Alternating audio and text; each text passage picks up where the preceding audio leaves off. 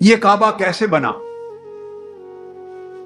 یہ نکتہ ہے، کیوں بنا، کیسے بنا، کب بنا، کس لیے بنا، اور انبیاء علیہ السلام اس کو کیسے دیکھتے رہے۔ بہت سی کتب میں آیا ہے کہ آدم علیہ السلام کو اللہ رب العزت نے جب جنت سے اتارا زمین پر، تو ہند کی سرزمین پہ اتارا، جس کو سرندیپ کہتے ہیں۔ سرندیپ، اس وقت تو ہند تھا، ملکی تقسیمات نہیں تھی، تو خطہ ہند میں سرندیپ کے مقام پر اتارا۔ تھوڑا وقت گزرا تو آدم علیہ السلام کو مالا اعلیٰ کی یاد آنے لگی، اور عرش پر ہمہ وقت جو اللہ کا ذکر ہوتا تھا، جو اللہ کی تسبیح ہوتی تھی، اور ملائکہ اللہ کے حضور لبیک اللہم لبیک کے کلمات بلند کرتے تھے، اور اللہ کی حمد و ثنا ہوتی تھی، اور ملائکہ اللہ کی تکبیر کرتے، اللہ اکبر کر کے اس کو پکارتے تھے، اس کی تسبیح کرتے، اس کی تحلیل کرتے تھے، اور فضائیں مالا اعلیٰ کی اللہ کے ذکر سے معمور ہوتی تھی، اور آدم علیہ السلام کے کان سنتے تھے، مانوس ہو گئے تھے جنت کی ہواؤں میں اللہ کا ذکر سن سن کر۔ خالی زمین تھی، پہلے انسان اور پہلے بشر تھے جو زمین پر اترے، ابھی تو نسل آدم شروع نہیں ہوئی تھی۔ کچھ عرصے میں وہ اداس ہو گئے، عرض کیا باری تعالیٰ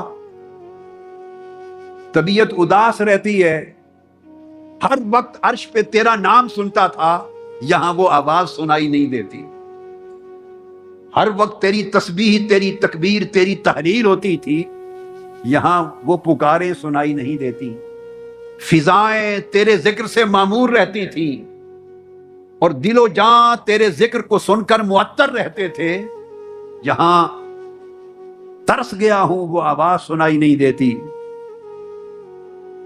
کیا کروں؟ اللہ رب العزت نے ارشاد فرمایا کہ آدم فرش پہ عرش بنا دیتے ہیں، فرش پہ عرش بنا دیتے ہیں۔ حکم دیا کہ ہند سے، سرندیپ سے چلیں، اور اس جگہ اللہ رب العزت نے ہدایت کی، پہنچایا جس جگہ پہ آج شہر مکہ ہے۔ اس وقت شہر نہیں تھا، خالی زمین تھی، جانور تھے، تو نسل آدم تو تھی نہیں۔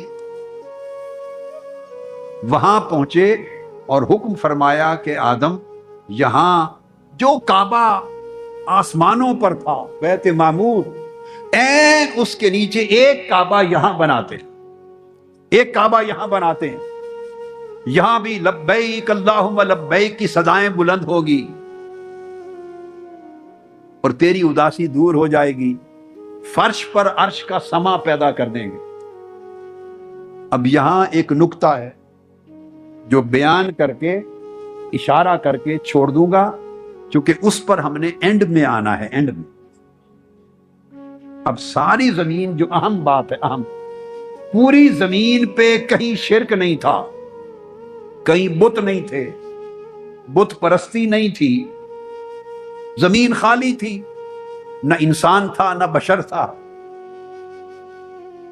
تو بات جو سمجھنے والی وہ یہ کہ عرب اور عجم میں کوئی فرق نہیں تھا، ہند اور عرب میں کوئی فرق نہیں تھا، زمین کا خالق و مالک رب تھا۔ ضرورت کیا پڑی کہ ہند سے چلائے اور اس جگہ لے جائے حضرت آدم علیہ السلام کو جہاں آج کعبہ ہے، یہی کعبہ وہیں بنا دیا جاتا، یہی کعبہ وہاں بنا دیا جاتا جہاں رب نے آدم علیہ السلام کو اتارا تھا۔ اتنا لمبا سفر کروا کے وہ تو اداسی فیل کر رہے ہیں کہ جو تیری حمد و ثنا اور ذکر، تسبیح، تحلیل فرش پر ہوتی تھی، اس کی آواز سننے کو ترس گیا ہوں۔ تو اگر وہ آواز کعبہ بنا کر طواف کے ذریعے ہی وہ اداسی دور کرنی ہے، اور کعبہ بھی ملائکہ نے آ کے بنوانا ہے، آدم علیہ السلام کی مدد کرنی ہے، تو وہی کعبہ اس سرزمین ہند پہ بنوا دیا جائے۔ یہ یہاں تک بات سمجھیں۔ اگر کوئی کہے کہ جی وہاں تو اور مذہب کے لوگ بستے ہیں، تو بھائی اس وقت تو مذہب شروع نہیں ہوئے تھے، اس وقت تو کوئی ہندو نہیں تھے، اس وقت تو کوئی مشرک نہیں تھے، اس وقت کوئی مسلمان بھی نہیں تھا، اس وقت تو کوئی انسان بھی نہیں تھا، کوئی مخلوق نہیں تھی سوائے جنات کے اور جانوروں کے، تو بشری مخلوق تو نہیں تھی، نہ کوئی شرک تھا، نہ بت تھے، نہ بت پرستی تھی، وہ جگہ ہو یا یہ سب جگہیں برابر تھی۔ اس وقت تو یہ نام بھی نہیں تھا کہ یہ مکہ ہے، یہ شام ہے، یہ مصر ہے، یہ عراق ہے، یہ یمن ہے، یہ پاکستان ہے، یہ افریقہ ہے، یہ امریکہ ہے۔ اس وقت تو یہ نام بھی نہیں تھے، سارا کرۂ ارضی تھا، اسی جگہ کو مکہ بنا دیا جاتا جہاں اتارا تھا، اور ہم سب حج کا سفر کرنے کے لیے وہاں ہند جاتے، جہاں کعبہ بن جاتا وہیں ہند جاتے۔ آج کا نکتہ یہ ہے، آج کا موضوع یہ ہے کہ وہاں سے چلا کر آج جہاں شہر مکہ ہے، مکہ معظمہ اور کعبۃ اللہ، یہاں لا کر کعبہ کیوں بنوایا، یہ سفر کیوں کروایا، اور یہاں اس جگہ کو کعبہ کے لیے منتخب کیوں کیا؟ سو آدم علیہ السلام آئے، پھر یہاں ملائکہ کو آدم علیہ السلام کے ساتھ مزدور بنایا گیا، کعبہ تعمیر ہو گیا۔ جب کعبہ تعمیر ہو گیا تو آدم علیہ السلام پھر پلٹ کے ہند چلے گئے۔ اب جب کعبے کی زیارت کے لیے دل اداس ہوتا تو ہند سے آتے، یہاں رہتے، کعبے کی زیارت کرتے، طواف کرتے، قیام کرتے۔ عبداللہ ابن عباس رضی اللہ تعالیٰ عنہ روایت کرتے ہیں، عن ابن عباس عن النبی صلی اللہ علیہ وآلہ وسلم قال ان آدم اتى البیت الف اتیت لم یرکب فیہن من الہند علی رجلین۔ حضرت عبداللہ ابن عباس رضی اللہ تعالیٰ عنہ فرماتے، رواہ ابن خزیمہ، امام ابن خزیمہ فی صحیحہ، والدیلمی فی مسندہ، وابو الشیخ الاصبہانی فی العظمہ، وذاکرہ المنذری فی الترغیب والترہیب۔ آدم علیہ السلام 1000 مرتبہ چل کر، پیدل، ہند سے چل کر اپنے قدموں پر کعبہ بنانے کے بعد کعبے کی زیارت اور طواف کے لیے آئے، 1000 مرتبہ۔ یہ صحیح ابن خزیمہ میں روایت۔ زیارت کے لیے تو 1000 مرتبہ آئے، کچھ عرصہ ٹھہرتے ہوں گے، پھر دل اداس ہوتا ہوگا، پھر آ جاتے ہوں گے، لیکن پورا سال حج کا موسم تو نہیں ہوتا، تو حج کا کوئی دن مقرر اللہ رب العزت نے ایام مقرر کر دیے ہوں گے۔ زیارت کے لیے تو 1000 بار آئے، لیکن عثمان بن ساج روایت کرتے ہیں،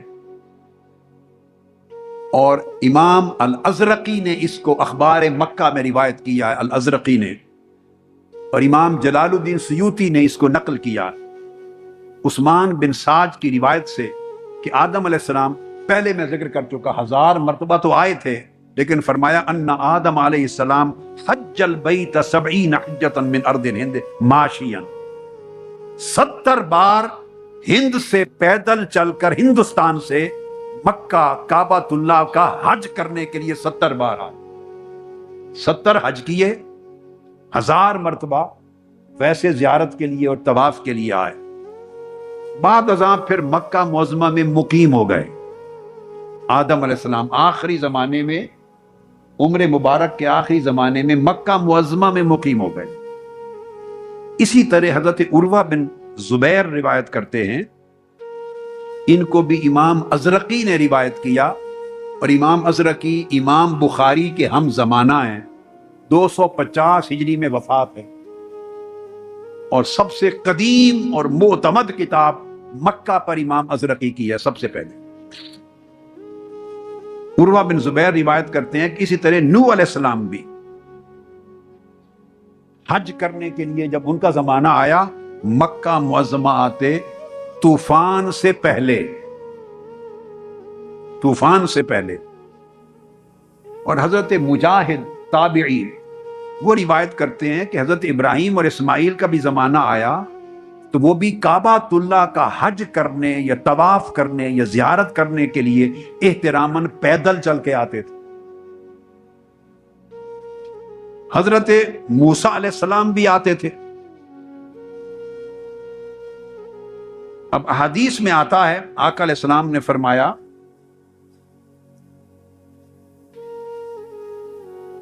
یہ جو حدیث بیان کر رہا ہوں اس کو امام حاکم نے روایت کیا اور امام ابن حبان نے اور ابو نعیم نے اور ابو عوانہ نے اور طبرانی نے، اور حاکم نے کہا ھذا حدیث صحیح علی شرط مسلم، حدیث صحیح ہے شرط مسلم پر، کہ آقا علیہ السلام تشریف لے جا رہے ہیں مکہ معظمہ کی طرف. رستے میں ایک وادی آئی، وادی ازرق. آپ نے صحابہ کرام سے پوچھا فقال ما ھذا قالوا وادی الازرق، یہ وادی ازرق. فقال کأنی، اب یہ سننے والی بات، کأنی انظر الی موسیٰ، موسیٰ بن عمران محبتا لہ غبار الی اللہ بالتکبیر. آپ نے فرمایا کہ یہ کون سی وادی ہے؟ صحابہ کرام نے عرض کیا یہ وادی ازرق ہے. فرمایا گویا میں موسیٰ بن عمران یعنی حضرت موسیٰ علیہ السلام کی طرف دیکھ رہا ہوں کہ وہ اس وادی میں اللہ کی کبریائی بیان کرتے ہوئے اتر رہے ہیں، اونچی جگہ سے نیچے اتر رہے ہیں.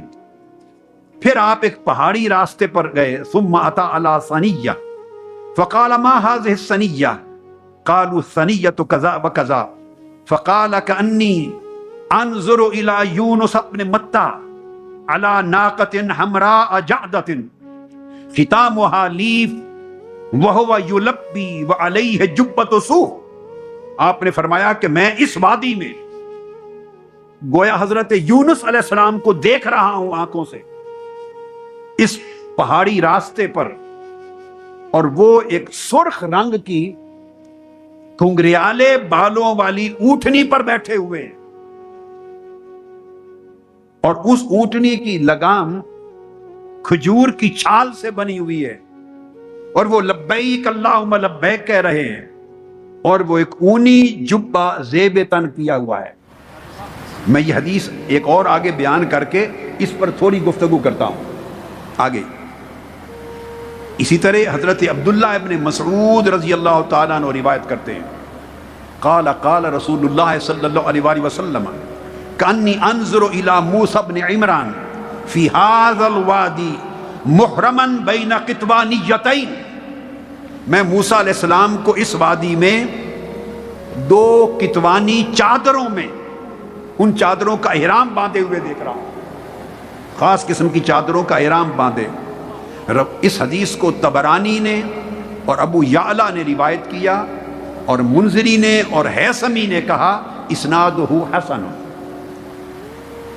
پھر حضرت عبداللہ ابن مسعود سے روایت قال حج موسیٰ بن عمران فی 50,000 من بنی اسرائیل.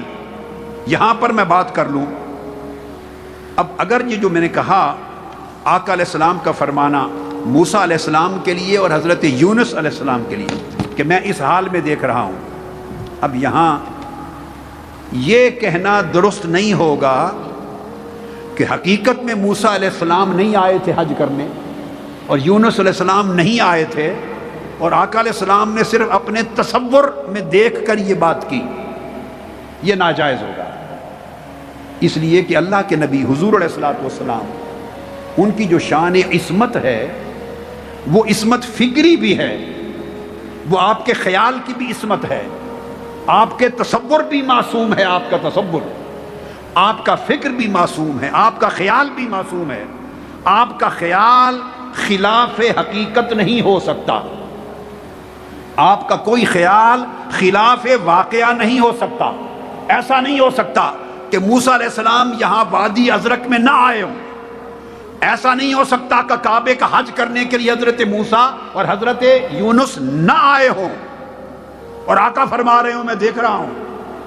ایسا نہیں ہو سکتا کہ وہ سرخ اونٹنی پر نہ بیٹھے تھے اور آقا فرمائے میں سرخ اونٹنی پر بیٹھا ہوں. اور اس کے گھنگریالے بال ہیں اور اونٹنی کی لگام کھجور کی چھال سے بنی ہے. یہ سارا تصور جو حقیقت میں اور واقعہ میں نہ ہوا ہو، اللہ کا نبی اور آقا علیہ السلام اس کو یوں بیان نہیں کر سکتے ان تفصیلات کے ساتھ.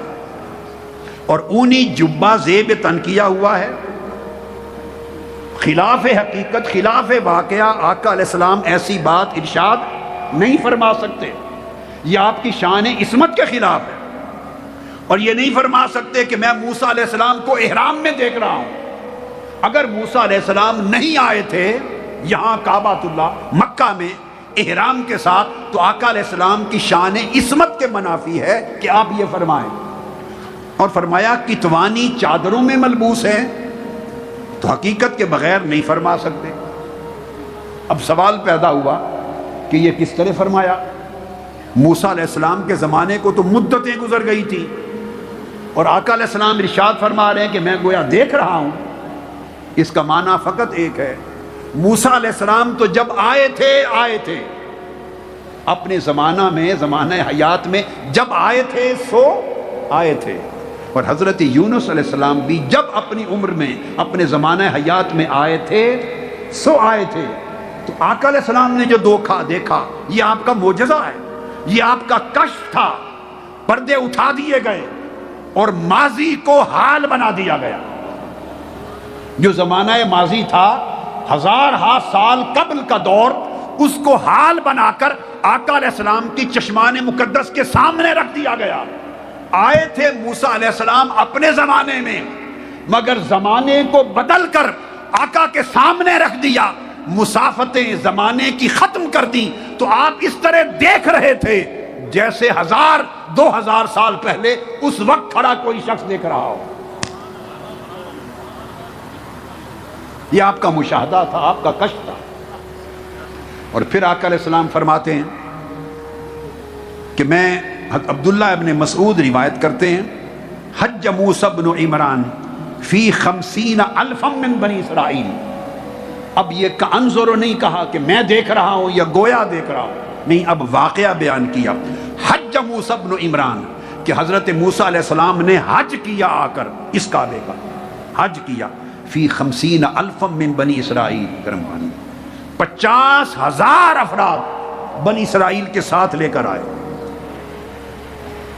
اب یہ بات سوچنے والی ہے، 50,000 افراد 50,000 من بنی اسرائیل موسیٰ علیہ السلام کے ساتھ تھے. اور اتنا بڑا وفد لے کر اس کعبۃ اللہ میں شہر مکہ میں آئے. وَعَلَيْهِ عَبَاءَتَانِ قِطْوَانِيَّتَانِ، قطوانی چادروں کا احرام باندھا ہوا. وَهُوَ يُلَبِّي لَبَّيْكَ اللَّهُمَّ لَبَّيْكَ. یہ آقا علیہ السلام بتا رہے ہیں، وہ تلبیہ پڑھ رہے ہیں، لبیک تعبدن ورکن لبیک انا عبدک انا لدیک لدیک یا کشاف القرب قال فجاوبته الجبال. وہ پکار رہے ہیں باری تعالیٰ، ہم حاضر ہیں، ہم حاضر ہیں، ہم تیری عبادت اور غلامی کے لیے حاضر ہیں، میں تیری عبادت کرتا ہوں، میں تیرے پاس ہوں، اے مصائب و آلام کو دور کرنے والے. آقا علیہ السلام ان کا ایک ایک لفظ بیان کر رہے ہیں کہ یہ آدم علیہ، یہ حضرت موسیٰ پکارے جا رہے ہیں. اتنے میں جواب پہاڑوں سے آیا کہ پہاڑ بھی حضرت موسیٰ علیہ السلام کے ساتھ مل کر لبیک اللہم لبیک پڑھنے لگ گئے.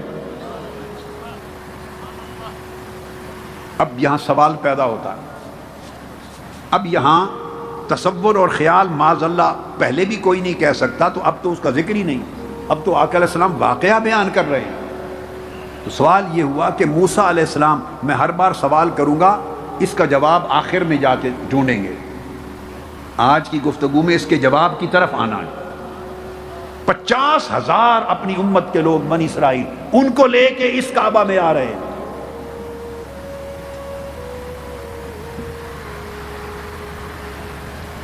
اور یہ بات دیکھنے والی ہے کہ یہ سارے منظر، یہ تفصیلات قرآن مجید نے تو بیان نہیں کی. یہ کہیں بھی قرآن مجید میں یہ باتیں نہیں آئیں، وہی قرآنی میں نہیں آئیں، صرف آقا علیہ السلام نے بیان کی. تو صاف ظاہر ہے یہ اعلام الہی سے بیان کی، کشف سے بیان کی، مشاہدہ اللہ کی عطا کردہ طاقت سے مشاہدہ فرما کے بیان کر رہے ہیں. اب جو بات آگے توجہ طلب وہ یہ کہ موسیٰ علیہ السلام کا یہ واقعہ بیان کرنے کے بعد آگے جو اگلی بات ہے اہم وہ یہ ہے کہ حضور صلی اللہ علیہ وآلہ وسلم کا یہ ارشاد پھر آگے دیکھنے والا ہے. آپ نے فرمایا موسیٰ علیہ السلام کا ذکر کرنے کے بعد پھر، اور عبداللہ ابن عباس راوی ہیں، فرمایا لقد سالک فج الروحا 70 نبیا حجاجا علیہم ثیاب الصوف وَلَقَدْ صَلَّى فِي مَسْجِدِ الْخَيْفِ 70 نبیا. اس کو امام حاکم نے، طبرانی نے اور بیہقی نے روایت کیا، اور حیثمی نے کہا رجالہ ثقات. آقا علیہ السلام نے فرمایا کہ یہ جو روحا کے راستے پر گزرے 70 انبیاء، 70 انبیاء اس شہر مکہ میں آئے روحا کے راستے سے اور آ کے حج کیا، اور ان سب نے اونی کپڑے زیب تن کیے ہوئے تھے. اور پھر آقا علیہ السلام نے فرمایا مینا میں جو مسجد خیف ہے اس میں 70 انبیاء علیہ السلام نے نماز ادا کی، 70 انبیاء نے. اب یہاں اس کے دو معنی ہیں. ایک معنی تو یہ کہ انبیاء علیہ السلام نے اپنے زمانے میں حج کیے، اور ایک معنی یہ بھی ہے کہ انبیاء علیہ السلام وصال کے بعد بھی حیات ہوتے ہیں، جیسے شہداء، اور شہداء کی طرح ان کے اعمال اور عبادات بھی جاری رہتے ہیں. تو بعید نہیں کہ روحانی طور پر وہ انبیاء آج تک کعبہ کے حج کے لیے آتے ہوں، اور آقا علیہ السلام کی عمر مبارک میں بھی آتے تھے. روحانی طور پر امام اسقلانی نے، حافظ ابن حجر اسقلانی نے، قال الاسقلانی الحافظ الاسقلانی فی الفتح، فتح الباری میں انہوں نے کہا قد جمع البیہقی کتابا لطیفا فی حیات الانبیاء فی قبورہم واورد فیہ حدیث انس الانبیاء احیاء فی قبورہم یصلون، کہ انبیاء اپنی قبور میں زندہ ہوتے ہیں اور نماز پڑھتے ہیں، اعمال ادا کرتے ہیں. اور ملا علی قاری نے کہا کہ یہ بات درست نہیں ہے کہ انبیاء کی قبریں ان کے جسموں سے خالی ہوتی ہیں اور ان کی روحوں کا تعلق جسموں سے نہیں ہوتا، بلکہ وہ ان کی قبریں ان کے جسموں کے ساتھ بھی معمور ہوتی ہیں. اور ملا علی قاری نے کہا وَقَذَا وَرَدَ أَنَّ الْأَنْبِيَاءَ يُلَبُّونَ وَيَحُجُّونَ فَنَبِيُّنَا أَوْلَى بِهَذِهِ الْكَرَامَاتِ، کہ وہ انبیاء پہلے گزر گئے، حضرت آدم، حضرت نوح، حضرت ابراہیم، حضرت اسماعیل، حضرت موسیٰ، حضرت یونس، حتیٰ کہ حضرت عیسیٰ بے شک وصال فرما گئے، مگر اب بھی ان پر واجب نہیں، اب یہ دارالعمل نہیں ہے، واجب نہیں ہے، مگر اپنے روحانی ذوق کے لیے نمازیں پڑھتے ہیں، تلبیہ لبیک اللہم لبیک کہتے ہیں، اور کعبۃ اللہ میں اب بھی حج کرنے کے لیے آتے ہیں.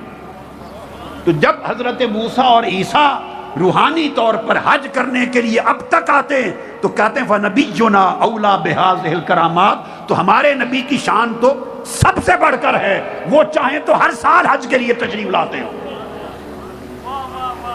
روحانی طور پر، چاہیں تو ہر سال روحانی طور پر آئیں. وقال القسطلانی فی المواہب اللدنیہ، وقال القسطلانی قد ثبت ان الانبیاء یحجون ویلبون، فإن قلت كيف يصلون ويحجون ويلبون وهم أموات في الدار الآخرة وليس دار العمل، فالجواب أنهم كالشهداء بل أفضل منهم والشهداء أحياء عند ربهم يرزقون فلا يبعد أن يحجوا ويصلوا. هكذا قال الإمام القسطلانی.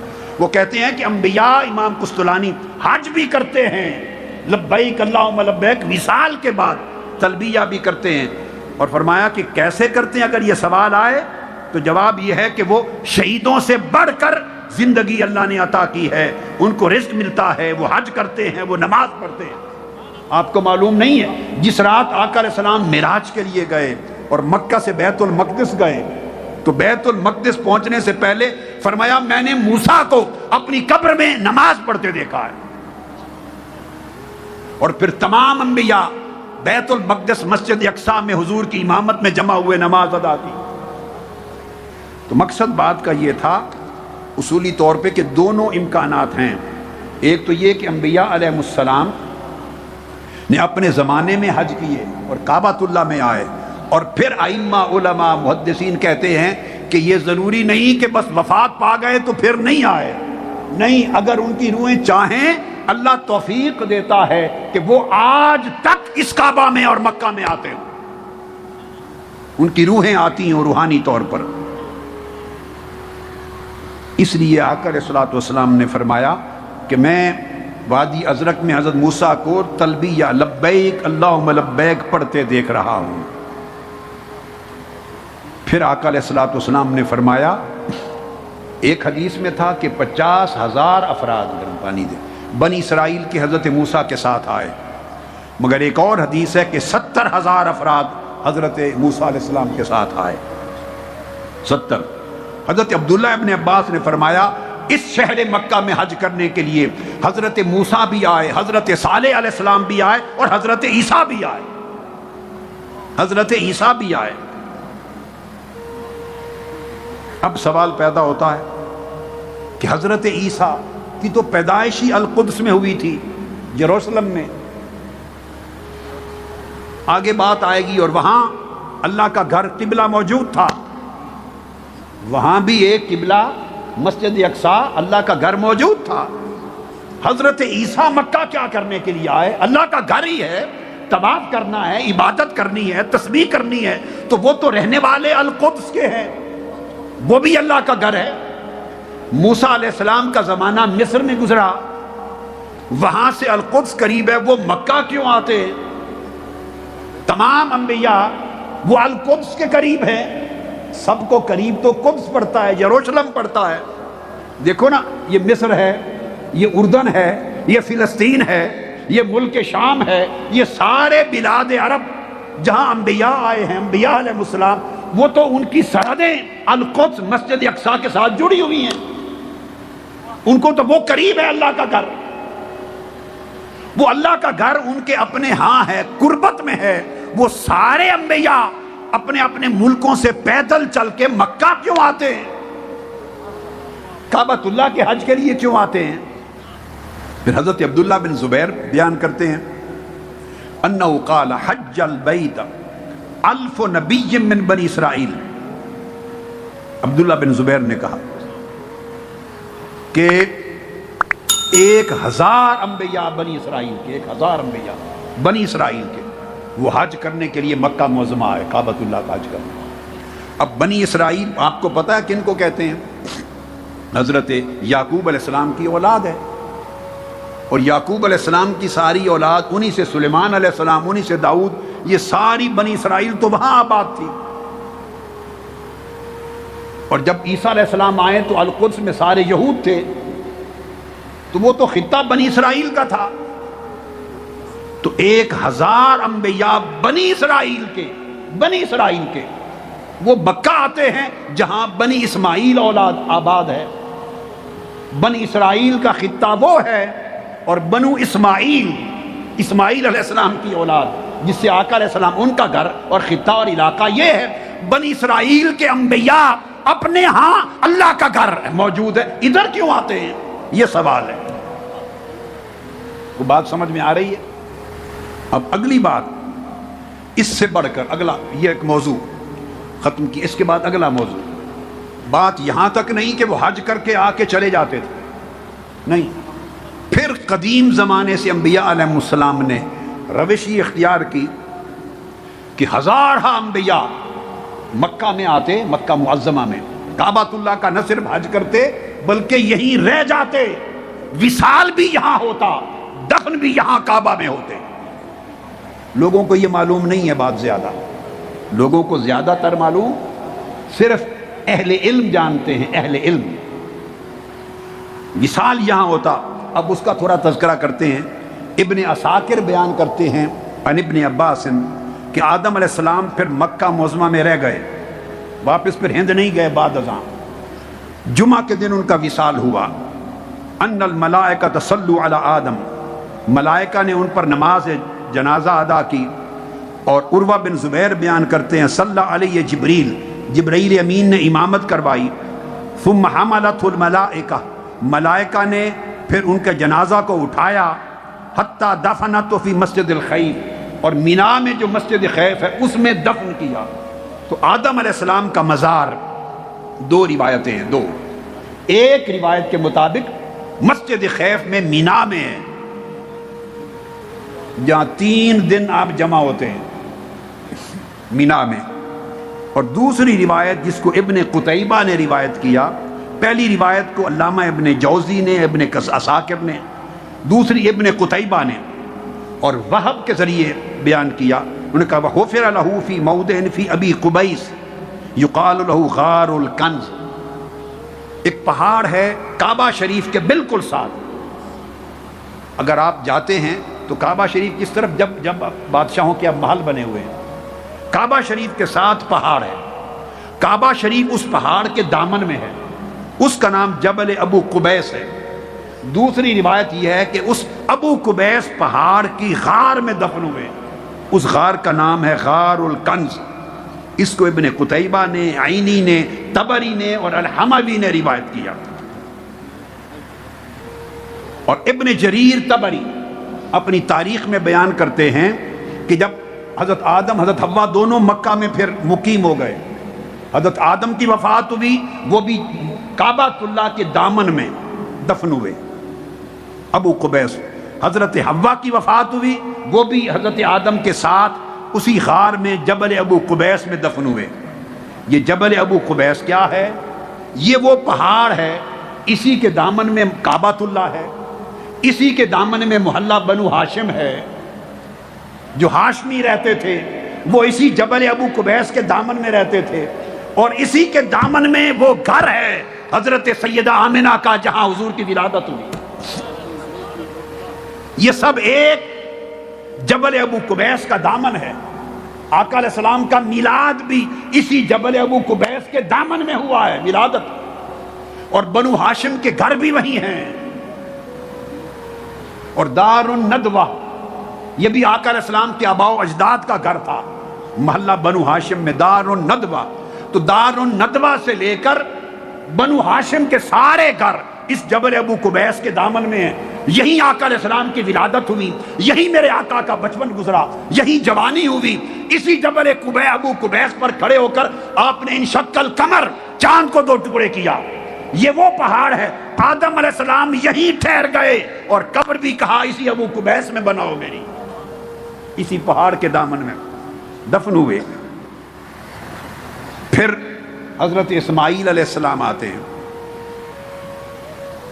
ابن جریر طبری اپنی تاریخ میں لکھتے ہیں اور ابن قتیبہ المعارف میں کہ اسماعیل علیہ السلام بھی پھر یہاں مقیم ہو گئے آخر وقت میں.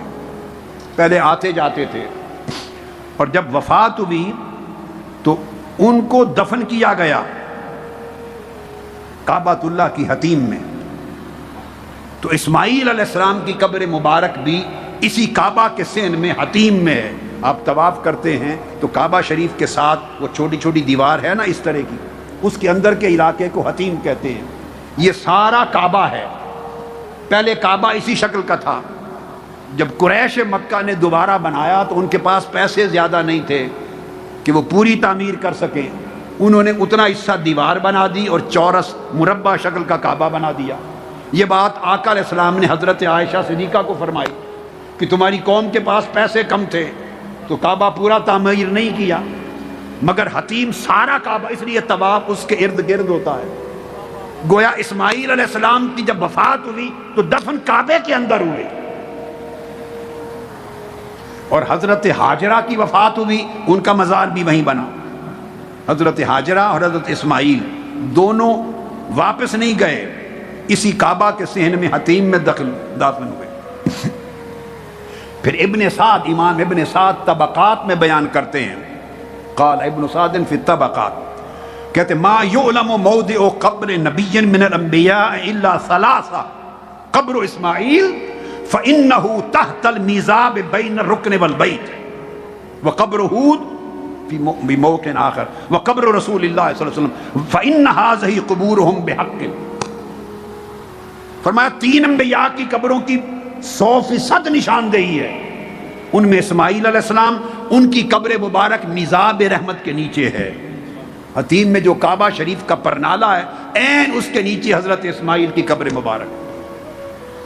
اور وہاں پہلے زمانے میں سبز پتھر ہوتا تھا. حضرت عبداللہ بن زبیر کے دور میں کھدائی کی گئی کعبۃ اللہ کی، تو انہوں نے پوچھا سبز پتھر ہے کیا ہے؟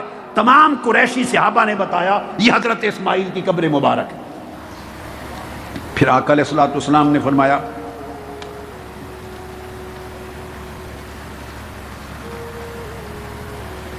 اسی طرح پھر آدم علیہ السلام کے بعد ان کے صاحبزادے حضرت شیس علیہ السلام وہ بھی مکہ معظمہ میں آ گئے. ان کی وفات ہوئی، ان کی عمر 912 سال ہوئی. وفات ہوئی تو ان کی قبر مبارک بھی اسی جگہ جبل ابو قبیس، اس پہاڑ ابی قبیس کے دامن میں وہ بھی دفن ہوئے اپنے والدین کے ساتھ. امام ابن اسحاق بیان کرتے ہیں جن کو روایت کیا سیرت ابن ہشام میں، وہ بیان کرتے ہیں کہ حضرت اسماعیل کی جب وفات ہوئی تو وہ ہجر میں، یہ حتیم کا جو حصہ ہے میزاب رحمت کے نیچے، وہیں دفن ہوئے اور حضرت ہاجرہ بھی وہیں دفن ہوئی. امام فاقہی نے اخبار مکہ میں یہی لکھا ہے. ابن جریج نے بیان کیا کہ بالغنی عن کعب، حضرت کعب الاحبار سے مروی ہے کہ قبر اسماعیل علیہ السلام ما بین زمزم والرکن والمقام. زمزم اور یہ جو جگہ بتائی انہوں نے بیان کی ان کی قبر مبارک وہاں ہے. اس طرح امام فاقہی نے بیان کیا کہ اسی چیز کی تائید کی انہوں نے، اور انہوں نے بتایا کہ یہاں حضرت اسماعیل کی قبر بھی ہے اور حضرت شعیب علیہ السلام کی قبر بھی یہی ہے. قال الامام فاقہی فی اخبار مکہ قال فی المسجد الحرام قبران قبر اسماعیل و شعیب علیہم السلام. اب شعیب علیہ السلام رہتے تھے بدائن میں. موسیٰ علیہ السلام جب مصر میں گئے فرعون کا شہر چھوڑ کر تو ان کے پاس گئے، اور وہ وادی سینا کے قریب تھے، طور کے قریب تھے، رہنے والے وہاں، اور دفن ہو رہے ہیں آ کر یہاں کعبۃ اللہ کے سین میں مکہ میں. تو شعیب علیہ السلام ادھر القدس کیوں نہیں جاتے جو قریب ہے؟ ادھر کیوں قبریں بنواتے ہیں؟ ادھر کیوں مدفون ہوتے ہیں؟ یہ ایک سوال ہے جس کے جواب کی طرف آئیں گے. امام ابن ہشام نے بیان کیا اور السہیلی نے بیان کیا، اور روض العنف میں السہیلی نے انہوں نے بھی کہا کہ حضرت قبر ہاجر فی الحجر ثم قبر اسماعیل. حضرت ہاجرہ کی قبر بھی ہجر میں حتیم کے نیچے حتیم میں ہے، پھر اسماعیل علیہ السلام کی بھی قبر مبارک وہیں ہے. وقال النووی فی التہذیب ہکذا وفی التاریخ قال ابن عساکر فی التاریخ ہکذا. تہذیب الاسماء واللغات و تاریخ ابن عساکر، ہر ایک نے لکھا کہ ان کے مزارات یہاں پر ہیں. امام ابن جریر طبری نے یہ کہا، ابن قتیبہ نے یہ کہا، ابن سعد نے یہ کہا، ابو الولید ازرقی نے یہ کہا. وہ فرماتے ہیں کہ آدم علیہ السلام سے لے کر انبیاء تک جب اسماعیل علیہ السلام یہاں آباد ہو گئے تو بڑی گرمی تھی، اس جگہ پہ کھڑے تھے. عرض کیا باری تعالیٰ گرمی بہت ہے. اللہ پاک نے فرمایا اسماعیل میں تیری گرمی دور کر دوں گا، ایسی ٹھنڈک دوں گا جو ہمیشہ قائم رہے گی. اسی لمحے آپ کا وصال ہو گیا اور میزاب رحمت والے نیچے جگہ پر آپ کی قبر بنی، اور فرمایا انی افتح لک بابا من الجنہ، میں جنت کا دروازہ کھول دیتا ہوں، عمر بھر جنت کی ٹھنڈی ہوائیں تمہیں آتی رہیں گی. تو یہ بھی یہاں مدفون ہوئے. اب آگے چلیے، یہ تو چند تھے. اب امام فاقہی اخبار مکہ میں لکھتے ہیں وسمعنا، ہم نے ثقہ راویوں سے یعنی ثقات سنا، ان حول الکعبۃ قبور 300 نبی، کہ کعبہ شریف کے ارد گرد، اب آگے چل رہے ہیں اور بڑھ رہے ہیں، جہاں آپ طواف کرتے ہیں کعبہ شریف کے ارد گرد امام فاقہی نے لکھا کہ 300 انبیاء کے قبور اور مزارات، 300 انبیاء کے. وقال ان قبر نوح وہود وشعیب وصالح علیہ السلام فیما بین الملتزم والمقام، مقام ملتزم اور مقام ابراہیم کے درمیان حضرت نوح کی قبر مبارک بھی یہاں ہے، حضرت ہود کی، حضرت شعیب کی، حضرت صالح، سب اس جگہ مدفون ہیں، حجر اسود اور مقام ابراہیم کے درمیان سب انبیاء یہ وہاں مدفون، اور ارد گرد 300 انبیاء کے مزارات۔ وقال ان ما بین الرکن الاسود الى الرکن اليمانی قبور 70 نبیا، اور پھر کہا کہ حجر اسود اور اس سے پہلا جو کونا ہے کعبہ شریف کا رکن یمانی اور حجر اسود کے درمیان کا جو حصہ ہے، یہاں 70 انبیاء کے مزارات، 70 انبیاء صرف اتنے حصے میں مدفون ہیں۔ 70 انبیاء کیوں مدفون ہیں یہاں؟ کسی کا گھر یہاں نہیں تھا، کسی کا قبیلہ یہاں سے نہیں تھا، کسی کا خاندان یہاں سے نہیں تھا، کوئی بنیادی طور پہ شہر مکہ کا رہنے والا نہیں تھا، مکہ میں صرف تاجدار کائنات مبعوث ہوئے اور پیدا ہوئے، باقی سب انبیاء دور ملکوں کے رہنے والے تھے۔ وہ یہاں کیوں منتقل ہوئے، وفات یہاں کیوں پائی، دفن کعبے کے مطاف میں کیوں ہوئے؟ کوئی تو وجہ ہوگی، آج اس وجہ کی تلاش کر رہے ہیں، آج اس وجہ کی تلاش کر رہے ہیں۔ قال الامام البیہقی فی شعب الایمان، امام بہقی شعب ایمان میں لکھتے ہیں، روایت کرتے ہیں عن عبداللہ بن دمرہ السلولی قال ما بین المقام الى الرکن الى بئر زمزم الى الحجر قبر 77 نبیا، ہکذا قال الامام البیہقی۔ کہتے ہیں کہ یہ جو مقام حجر اسود اور زمزم کا مقام اور حجر اسود اور مقام ابراہیم، اس کے درمیان 77 انبیاء کے مزارات، 77 انبیاء کے۔ جاؤ حاجین فماتوا فقبروا ہنالک، یہیں آئے، وفات ہوئی، یہیں رہے، ان کی قبریں بنی۔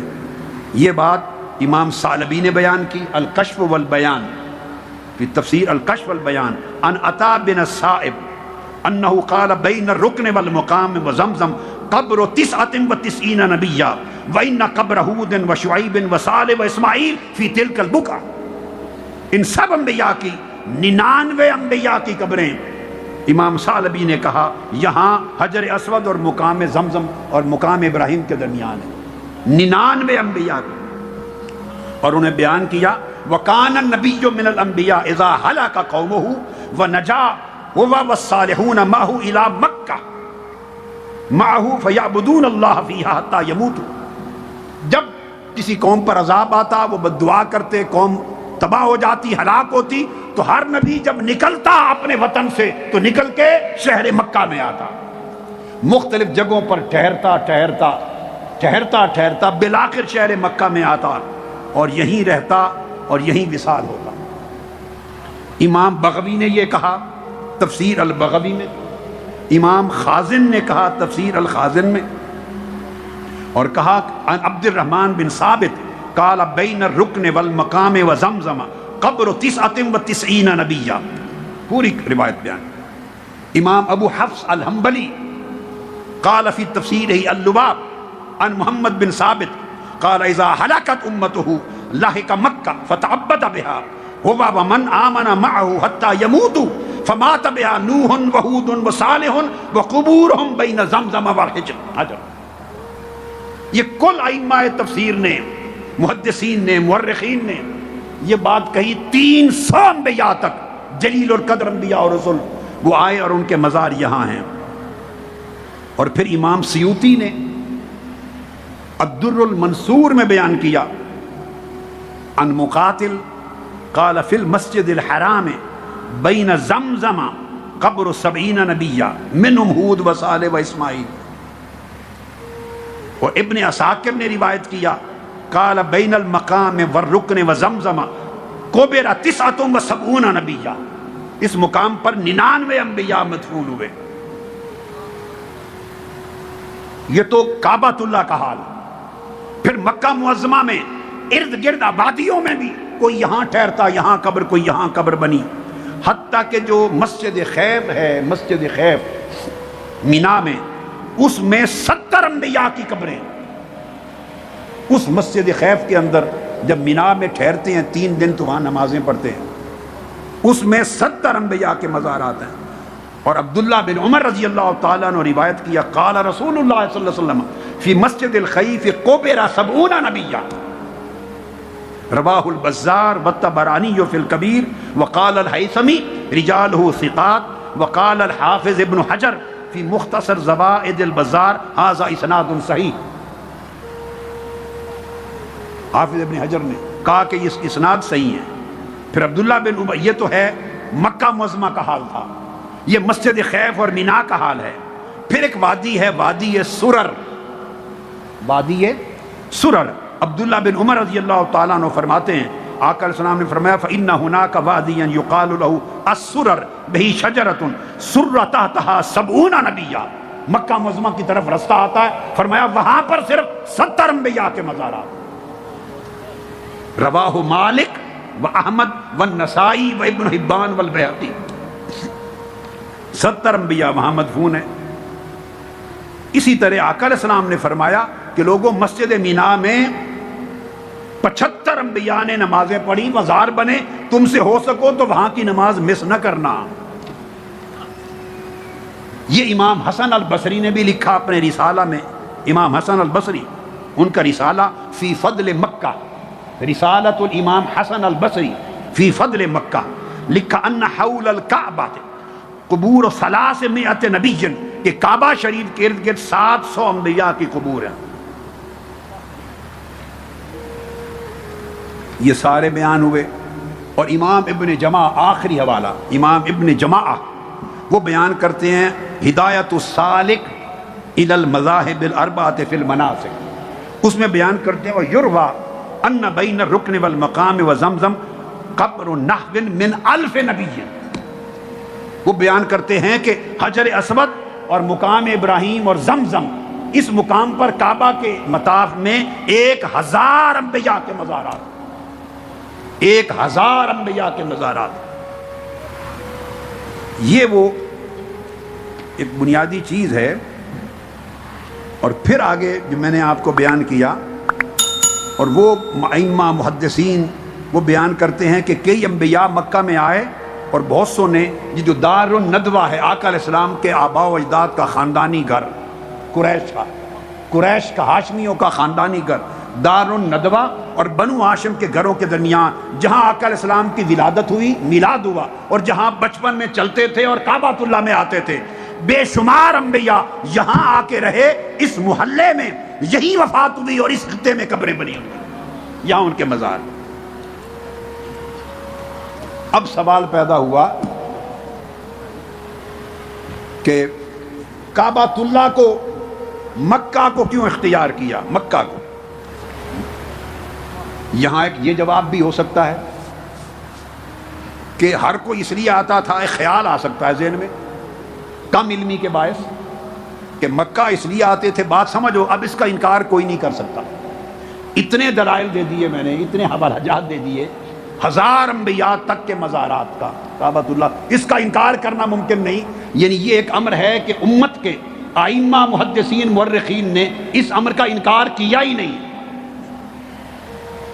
اب سوال پیدا ہوتا ہے کہ کیوں آتے ہیں؟ اس کا ایک جواب یہ ہو سکتا ہے کہ کوئی یہ سوچے کہ کعبۃ اللہ تھا اور سب سے پہلا گھر تھا، ان اول بیت وضع للناس، سب سے پہلا گھر تھا تو ادھر ہی آنا تھا۔ یہ ایک ذہن میں قدرتی طور پہ ایک جواب آتا ہے کہ اس وجہ سے آتے ہوں گے کہ چونکہ اللہ کا گھر تھا سب سے پہلا، اور مکہ میں تو اس لیے آتے تھے کعبہ کے لیے، حج کے لیے۔ درست۔ اب اس جواب کا جواب عرض کرتا ہوں، میری دانش میں وجہ یہ نہیں۔ اب صحیح بخاری کی حدیث پیش کرتا ہوں اور صحیح مسلم کی متفق علیہ حدیث، بخاری اور مسلم، وجہ یہ نہیں۔ صحیح بخاری کتاب و احادیث الانبیاء عن ابی ذر رضی اللہ تعالی عنہ قال قلت یا رسول اللہ صلی اللہ علیہ وسلم ای مسجد وضع فی الارض اول۔ ابو ذر غفاری روایت کرتے ہیں، بخاری شریف اور مسلم شریف متفق علیہ۔ کہ میں نے پوچھا یا رسول اللہ سب سے پہلا اللہ کا گھر کون سا بنا تھا زمین پر؟ سب سے پہلی مسجد اللہ کا گھر کون سا بنا؟ قال المسجد الحرام، آقا علیہ السلام نے فرمایا مسجد حرام بنی تھی، یعنی کعبہ شریف۔ قلت ثم ایون، میں نے پوچھا یا رسول اللہ اس کعبہ شریف یا مسجد حرام کے بعد اللہ کا گھر کون سا سب سے اس کے بعد بنا؟ قال المسجد الاقصی، فرمایا اس کے بعد دوسرا اللہ کا گھر اور عبادت گاہ مسجد اقصی بنی۔ اب اگلا تیسرا سوال ہے، بڑے دھیان سے سنیں، توجہ سے۔ قلت، کہتے ہیں میں نے پھر پوچھا کم کان بینہما، کعبہ شریف کے تعمیر ہونے اور مسجد اقصی کے تعمیر ہونے میں درمیان میں کتنی مدت کا فرق ہے؟ کتنی مدت ہے؟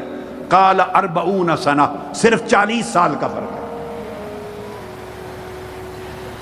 40 سنہ، 40 سال کا فرق ہے، یعنی کعبہ شریف سب سے پہلے بنا اور اس کے صرف 40 سال کے بعد مسجد اقصی بن گئی۔ لہذا وہ جواب رفع ہو گیا، ختم ہو گیا کہ یہ سبب نہیں تھا۔ جس زمانے میں کعبہ بنا جسٹ 40 سال کے بعد اسی زمانے میں اللہ کا دوسرا گھر مسجد اقصی بھی بن گیا تھا۔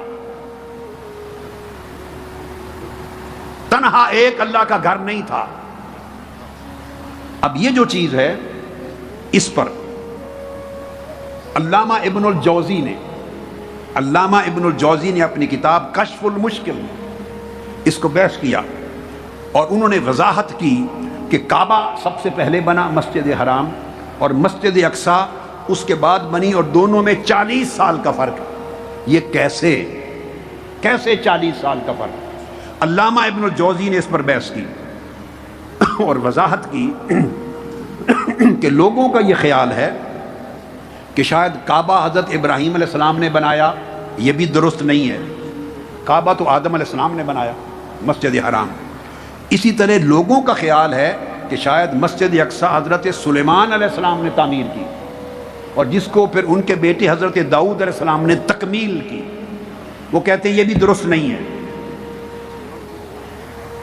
ابراہیم علیہ السلام بھی مجدد ہیں کعبہ کے اور سلیمان علیہ السلام بھی مجدد ہیں مسجد اقصی کے۔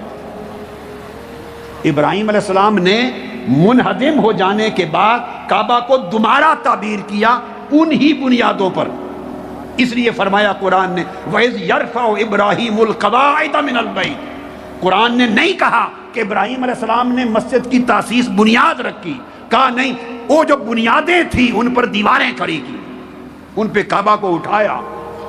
وہ جو بنیادیں آدم علیہ السلام نے رکھی تھی اور طوفان نوح میں اٹھ گیا تھا کعبہ، وہ پھر تجدید تعمیر کی۔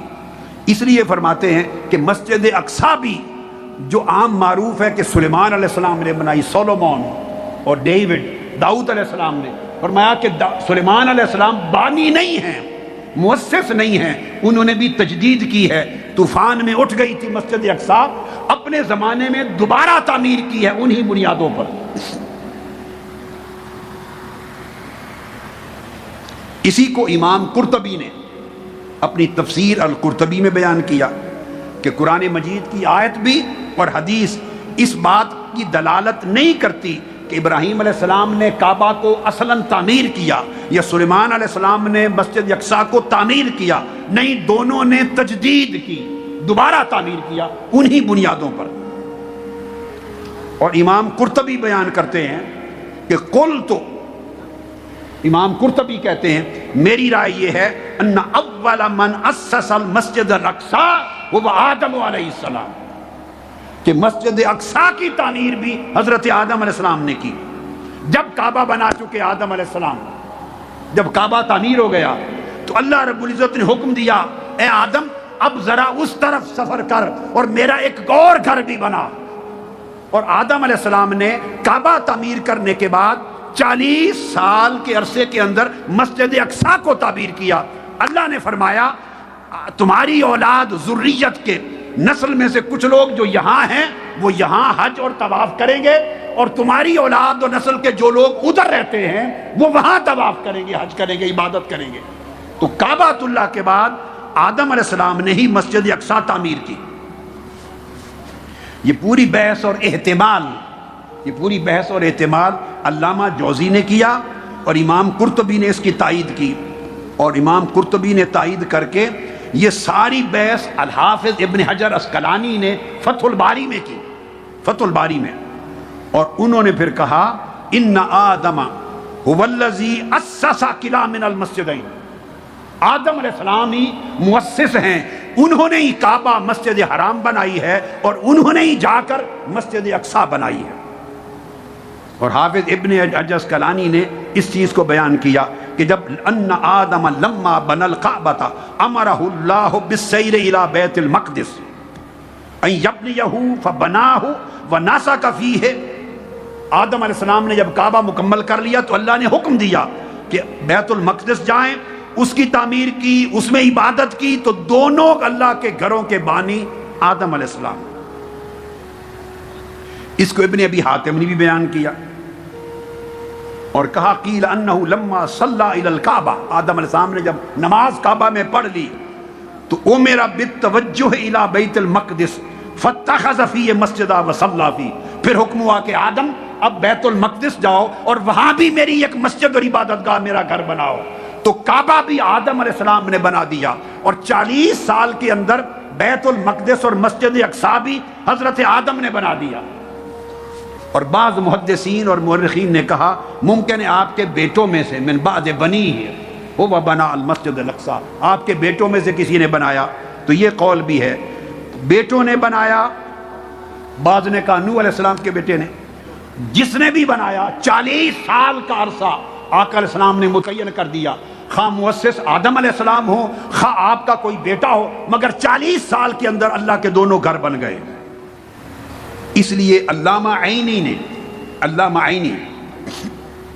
وہ عمدۃ القاری میں بیان کرتے ہیں، شرح صحیح البخاری، اور وہ بھی بیان کرتے ہیں کہ ابراہیم علیہ السلام جس طرح کعبہ کے مؤسس نہیں، بانی نہیں، اسی طرح سلیمان علیہ السلام مسجد اقصی کے بانی نہیں، بانی آدم علیہ السلام ہیں یا ان کے صاحبزادے ہیں، اور ادھر آدم علیہ السلام، اور فرمایا کہ انہوں نے بنائی یا ان کے بیٹے نے بنائی، مگر 40 سال کے عرصے کے اندر مسجد اقصی بھی تعمیر ہو گئی۔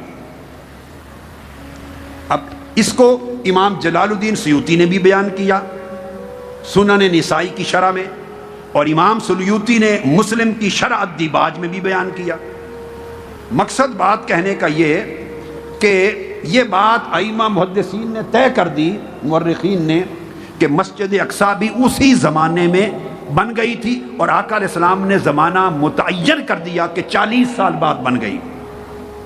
اب سوال پیدا ہوتا ہے کہ جب کعبہ بھی اس دور میں بنا اور مسجد اقصی بھی اس دور میں بنی، اور مسجد اقصی آدم علیہ السلام کے زمانے سے موجود تھی، اللہ کے 2 گھر تھے، تو سادہ بات ہے ان خطوں میں رہنے والے وہاں جاتے، انبیاء بھی اور ان کی امتیں بھی، اور اس خطہ مکہ کے قریب رہنے والے یہاں آتے۔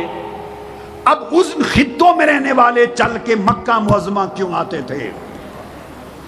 اس وقت تو الگ سے فضیلت نہیں تھی، الگ کوئی فضیلت تو نہیں تھی کہ کعبۃ اللہ افضل ہے بیت المقدس سے، اس وقت تو حکم وارد نہیں ہوا تھا، اللہ کا گھر تھا، یہ بھی حضرت آدم نے بنایا، وہ بھی حضرت آدم نے بنایا، ایک ہی زمانہ میں بن گئے۔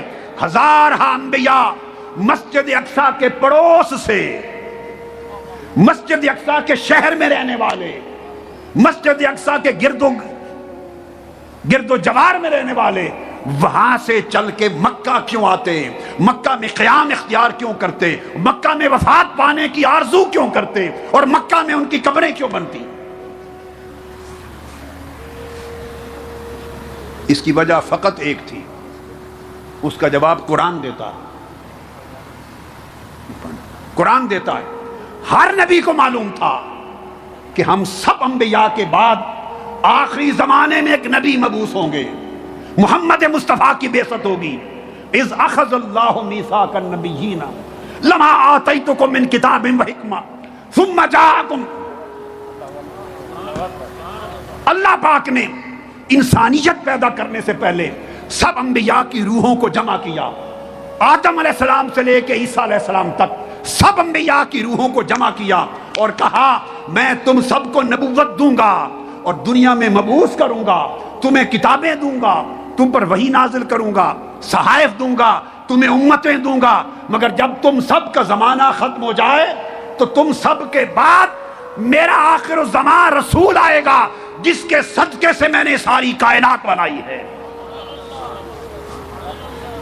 تمہارے بعد اس نبی کی آمد ہوگی جس کے خاطر بزم کائنات سجائی ہے، اور تمہارے سب کے بعد میرا محمد مصطفیٰ اس کی ولادت ہوگی۔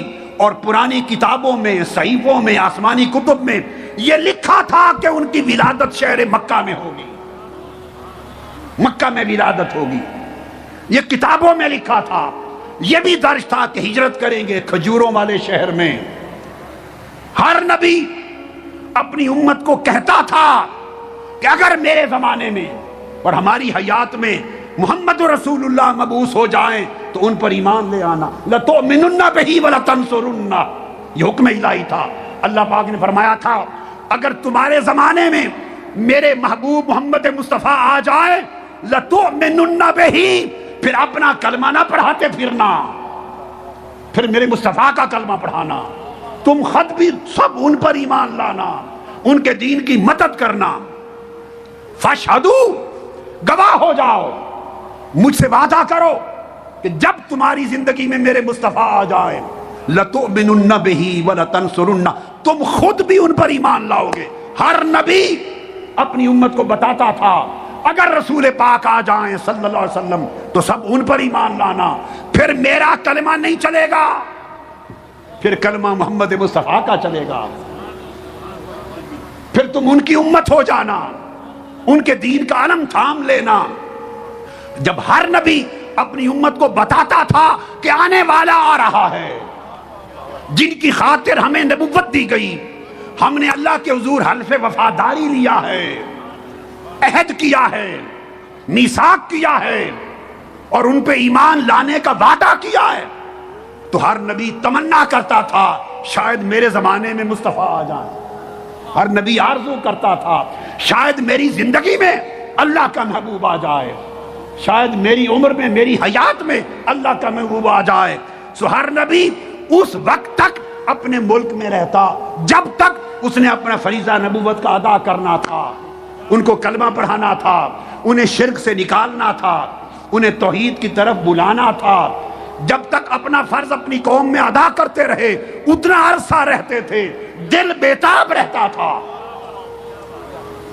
دل بیتاب رہتا تھا کہ میرا فرض ختم ہو تو میں اس شہر میں جاؤں جہاں محبوب خدا آ رہے ہیں، شاید میرے زمانے میں آ جائیں، شاید میری ملاقات ہو جائے، شاید ان کا دیدار کر لوں، میں ان کا کلمہ پڑھ لوں۔ تو وہ نبی بن کے رہنے کی بجائے مصطفیٰ کا امتی بن کے رہنا چاہتے تھے۔